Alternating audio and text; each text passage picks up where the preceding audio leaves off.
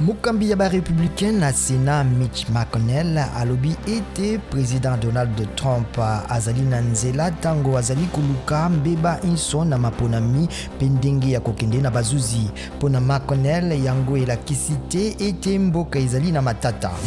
Président Donald Trump alongoli ministre ya bobateli ekolo to mokambi ya Pentagone. Donald Trump azwi mokano mwango mikolo mibale nsima na bilembo komonisa Joe Biden bo molongi mama ponami.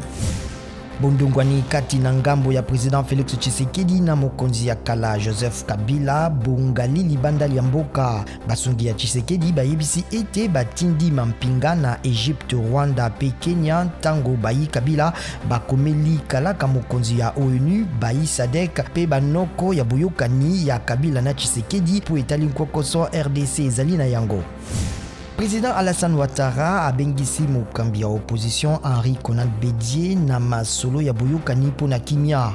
Cour constitutionnelle endimaki elonga ya Ouattara lobi na koleka 94% kasi bato bazali kokoba na kokufa na matata sima na maponami.